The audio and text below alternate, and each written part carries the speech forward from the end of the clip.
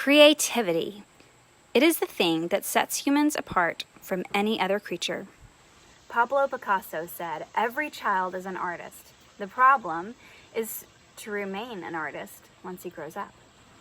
We all start life with a lovely flowing pool of creativity that springs up from inside of us and flows over into all of our life and expressed in so many different ways.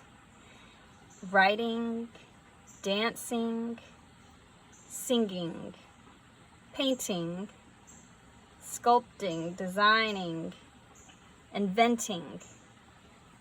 There's so many ways that humans express creativity. The question is, why are there only a few adults who live truly creative lives? What happens to this beautiful dance of creativity?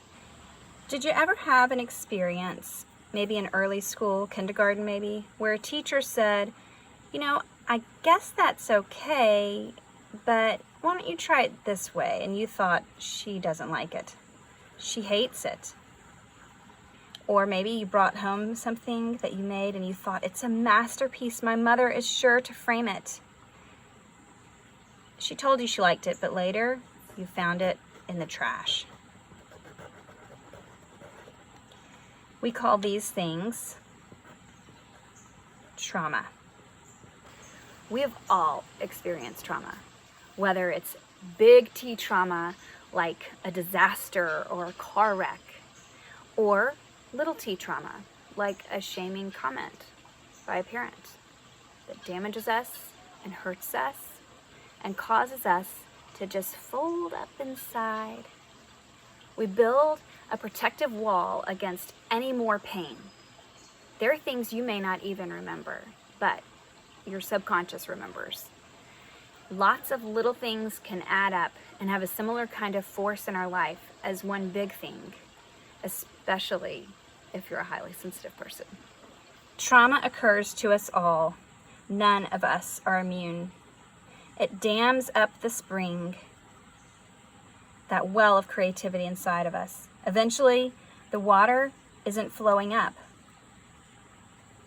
Daily life stresses filter down, and this pool that was a flowing, clear spring of creativity begins to get clogged. Algae and scum growing on top. The water was flowing and now it's clogged and it's stagnant.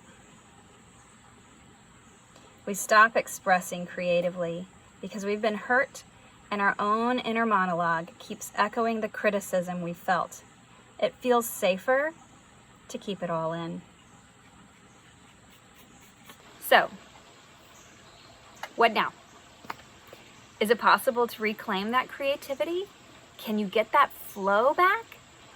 There are certainly artists and creative thinkers that still have that flowing creativity just spilling over into their life. So how do they do it? When we get stopped up and the water's not running over, being expressed, when we're not expressing ourselves anymore, we just get stagnant.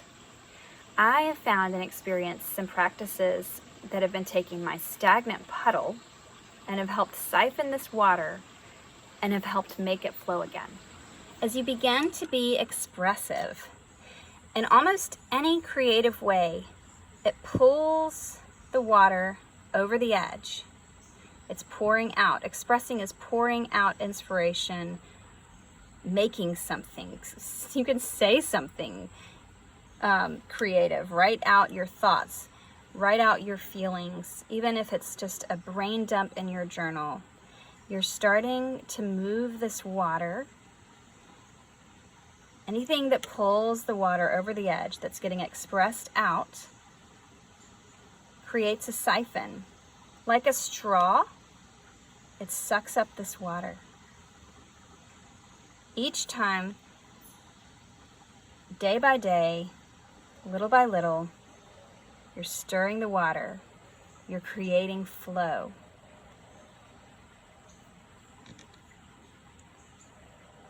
And you'll start to notice the inner critic voice and what it sounds like.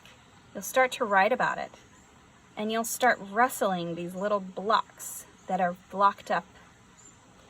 And as you move them and rustle them around, the blocks of the wall that you've made deep inside, a little more water can get through.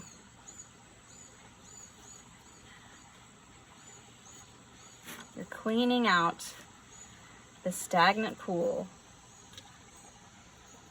and creative inspiration is starting to creep its way back in. Sometimes you're going to need some help from an outside professional through therapy to help you process some of these traumas and grieve them. Sometimes things that seem like they're really little can have a huge effect and have had a huge effect on your life. But grieving these traumas can bring new life, new inspiration bubbling up.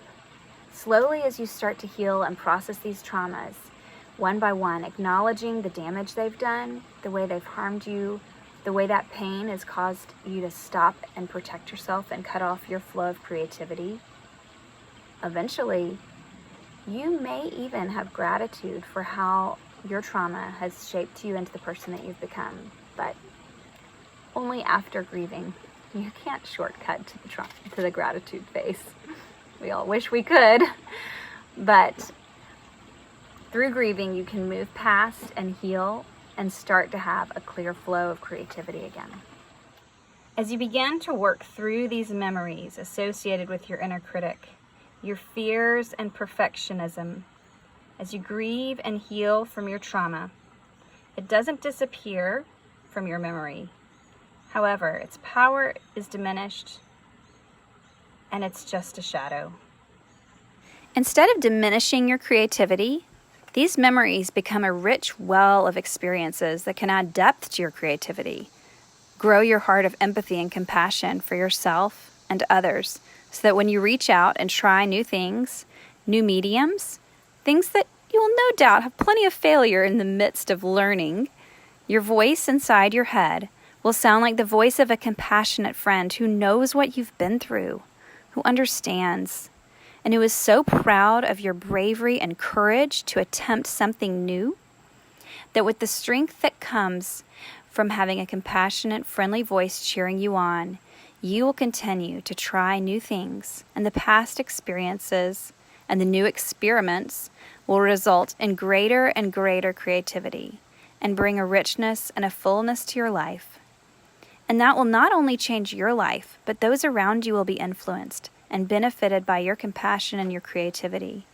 They will recognize the change in you and be inspired to start the same journey, the journey of dismantling trauma and that inner critic that tries to spoil all the fun.